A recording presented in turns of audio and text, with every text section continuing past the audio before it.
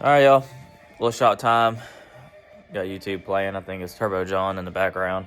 So if you hear somebody talking, that's what that is. As you can see, there's a floor under there. So I'm happy with it. Looks good. It come out good. We are coming up on Christmas holidays, so we're going to visit family stuff. But I should have a little extra free time to try and knock out as much as possible.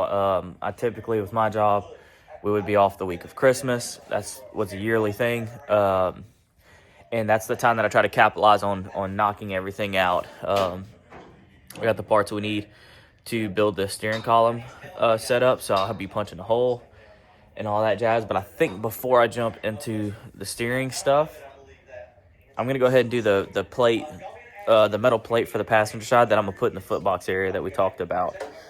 It's the little plate that goes right here. I think we're gonna go ahead and do that in metal on the other side.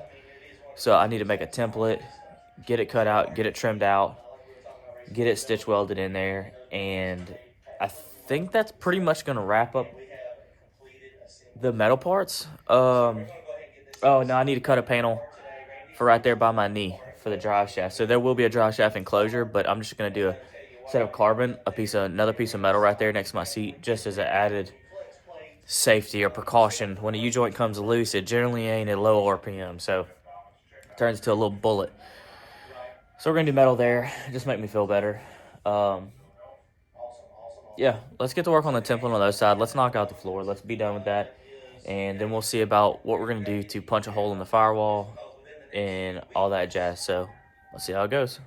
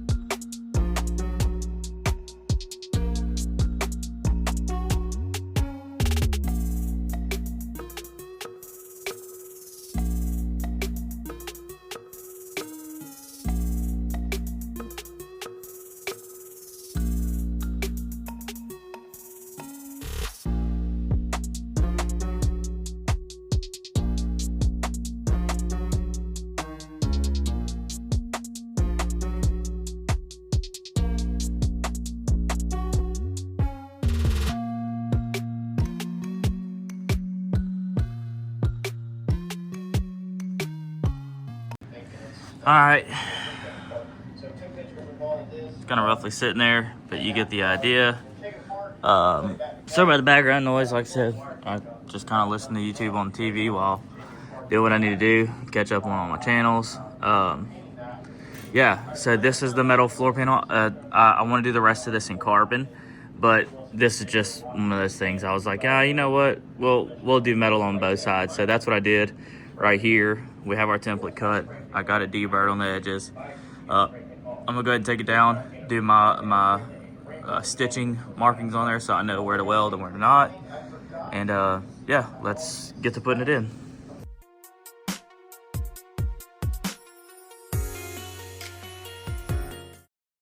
All right, I got the piece cut out. Y'all watch me do it. And let me see if I can show you here. You can see the lines. Got it marked out. It is where it goes. Let's burn it in, get that done, and then we're gonna move on. Either we're gonna jump straight into ribbon strips or we're gonna do the steering. I kind of want to get the steering out of the way. I need to punch a hole in the firewall. Been avoiding that. Need to just kind of rip the Band-Aid off there. Yeah. So let's get this welded in.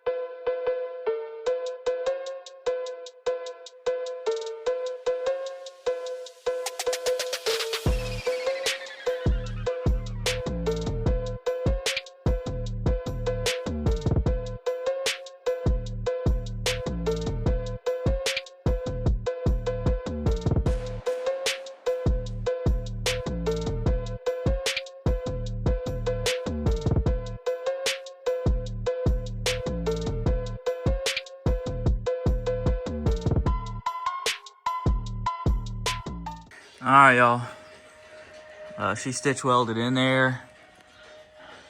Pretty good.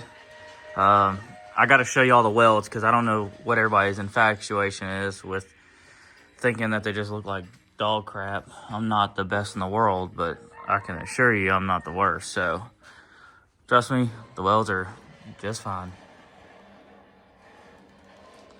Learn more every day. It's all part of it. So that's in there. This, I think the plan is going to be all carbon. But like I said, I think I want to address some steering stuff right here. I think I want to go ahead and get it through there, get it set, and get it going to the rack right here. It's going to follow really close along here, and I have a spherical bearing to hold the shaft, the intermediate shaft. I'll show you that. All right, let's get this thing lowered down and take a look at the steering. All right, got the truck lowered down so I can reach it. I pulled the lock collar off the inner steering shaft here so I could butt this outer tube completely up to the firewall so I can trace it and kind of get me a mark. And then I'm going to pull the steering column back and I'm going to find center and I'll dimple it. That way I can find it because I'm going to have to drill it from this side, okay? Now this will interfere with this bead roll a little bit. I could have bead rolled around it. I just really wanted it symmetrical. It might bite me in the butt now, but we'll figure it out. I have the firewall grommet seals kit. Let's see. And this is what I was talking about to support the intermediate shaft, you know, down here. So let's get this traced out. Let's see how we're going to attack this thing.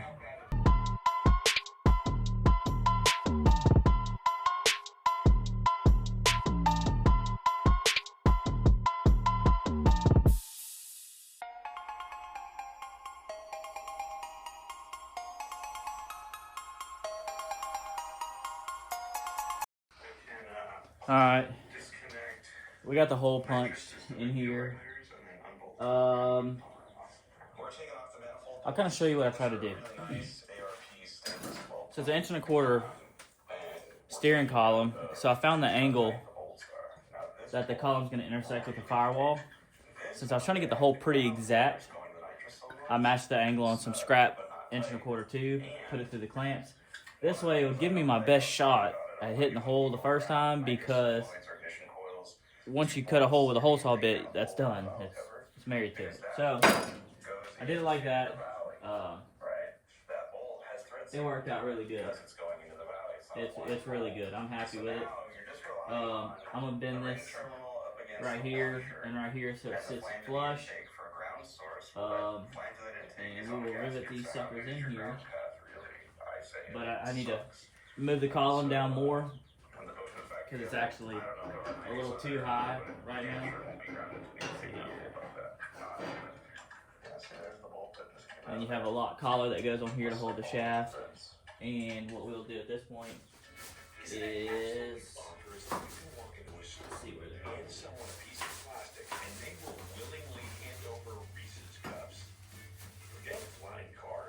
We got these in it. Save on the last minute gifts that make it look like you. Like Stop dropping them. cozy slippers, or even Barbie dolls. And with express delivery, you can get them delivered as late as 6 p.m. on Tight Christmas fit. Eve. Hold on. Welcome Stand by.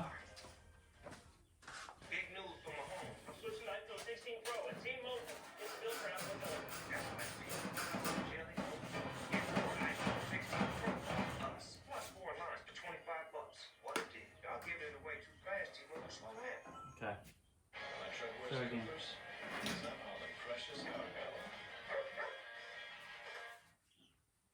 Tempur-Pedic designed the Ergo Pro Smart Base to help you fall asleep more easily. It's the only smart base that features our exclusive soundscape mode that synchronizes a gentle massage with relaxing sounds to help you drift peacefully off to sleep. Save up to $500. So you see the idea? The collar goes, it's right here. So there's the thickness of that collar. So this thing will actually get choked up somewhere about right there. Well, I give room to weld that on. So this is probably pretty close to where that goes. And then I have some 3/4 inch tubing. Maybe prior I'm to gonna grab it. install, it didn't have a washer on it, but the bolt head grabs it, tries to spin the ring through. When you do that enough times, eventually the ring turns themselves. I have some 3/4 inch tubing that I got to be able to build this. So let me kind of. Goes right to the wall in there. Definitely got all the bolts, right? Yes. Sorry, probably making y'all drunk. Okay.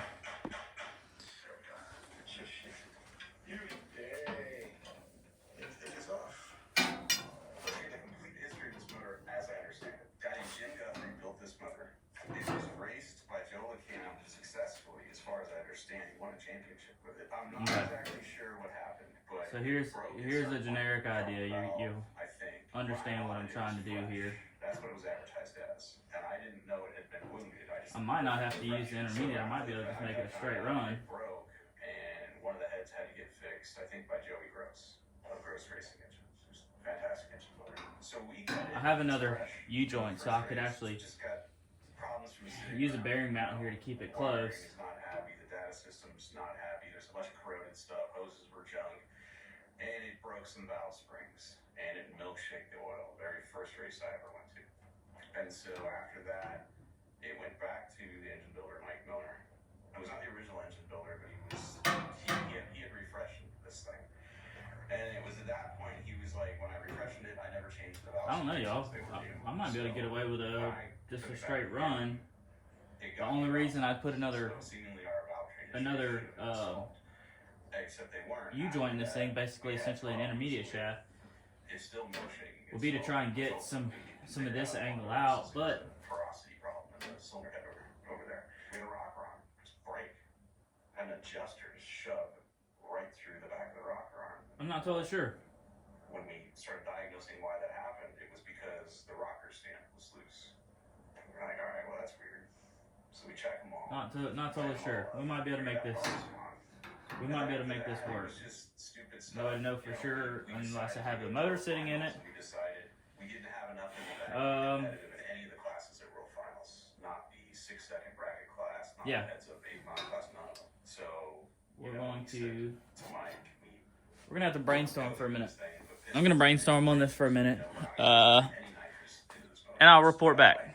All right, we're back. Got Cody. He's helping me out. because I can't read a tape measure. I'm trying to get one of the ones for Christmas that got the numbers on them. You know what I'm talking about? The ones with little numbers? Yeah. Yeah, I'm going to try and get that. No, I'm just kidding. He swung by and he was helping me knock this out, so I forgot to record some of this. I just took some scrap pieces of 3/4 inch that I had, and I just kind of put the fittings on there. They're not welded or anything like that. They're just sitting there, so I can kind of get some reference ideas, if I can say it correctly. And I think this is our best bet. It hugs the frame. It hugs the K-member. That's why it's going to give us the most clearance right here for motor activities. And yeah, I think it's going to work out pretty good. I think I'm okay with it. I think I'm happy with it. This has kind of worked out good. This is the Heim joint. Some people use the Teflon bushing. I wanted to try the Heim joint. I've used Teflon before, and over time it kind of got wore out. So I'm gonna use this this Heim joint, and I'm gonna go ahead and weld it in. So that'll be there. So let's tack that up and see how it works.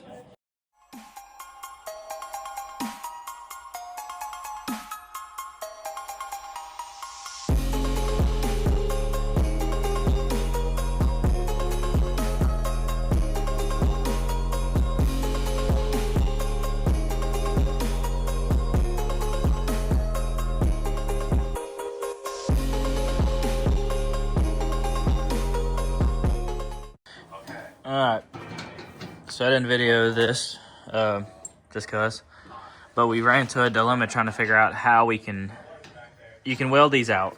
They come with a hole in it, so you can do a rosin weld, and you'll typically weld all the way around these joints here. Now the problem is if I have this Heim joint here, and I weld this one on, and I weld that one on, we can never service this, okay? So the only option is to put a hole on the top side of that knuckle up there and on the bottom. This way we can take the bolt out, pull the steering column out, and this piece here slips off the rack, and I can swivel that bearing and pull this whole shaft out. So that's going to make it serviceable. These are the things you have to remember when building something like this. You want it to be serviceable. If you need to work on it, you want to be able to work on it. So here we are, and this is in line here with the K-member. Nobody's going to see it, but I see it, so I'm happy with it. The gap's the same under here, so it keeps this as low as possible because I have an oil pump that sits here. So we have the most room that we could possibly gain in this scenario. I think this is a best case scenario, and we nailed it. So what you see here is the final look. Nothing's welded out yet, but you get the idea. Other than having the little grommet on the firewall, which we left it off because we'd mess it up. So we're gonna yeah, right there. So that'll be nice. That'll be a nice final touch. But anyway, that's where we stand right now. This was another task I want to get done. Was the steering situation? We are this much closer to having a legit roller. Nice. So yeah, put my parts back on here.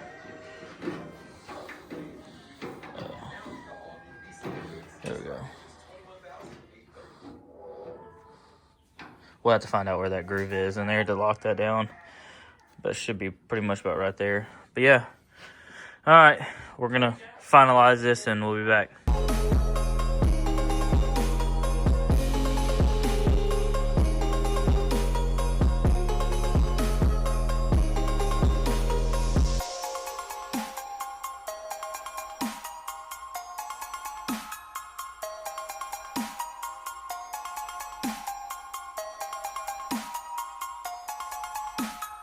All right, so you saw me mark this, and the reason I was marking this because, like I said, it falls out on this bead roll. Okay, so I marked it, and I just, for giggles and wiggles there, I said, you know what, let me use the same die and try and bead roll it so it would lay down flat.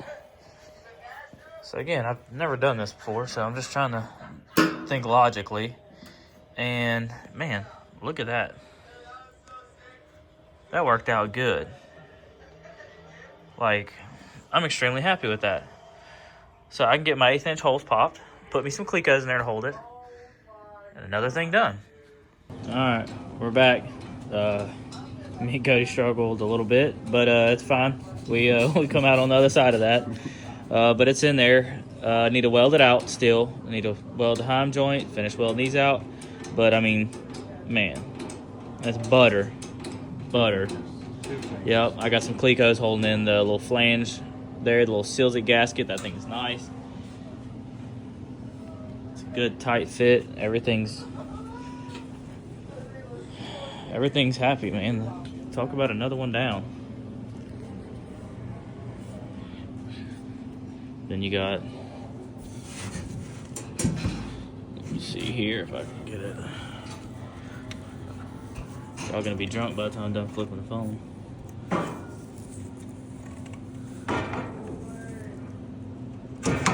Okay, here we go.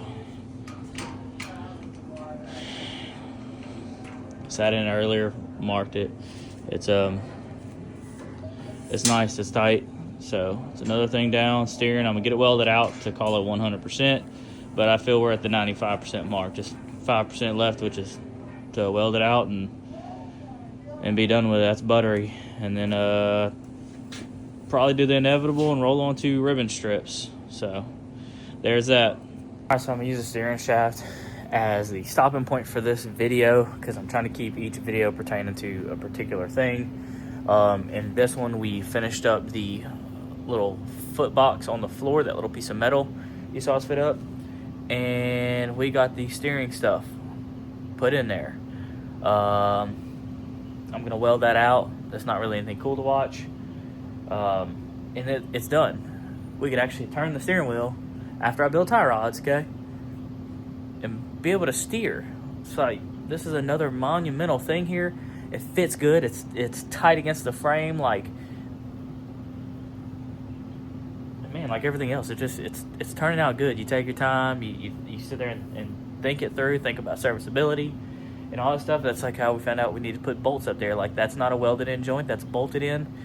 That way we can remove this whole assembly, you know, if you need to do something. So that's where we're going to end this one. I appreciate all y'all. I appreciate all the comments. I've been getting emails and stuff nonstop.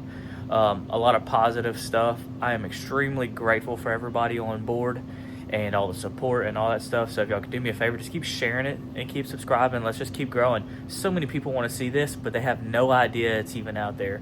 So let's keep going. See what we do next.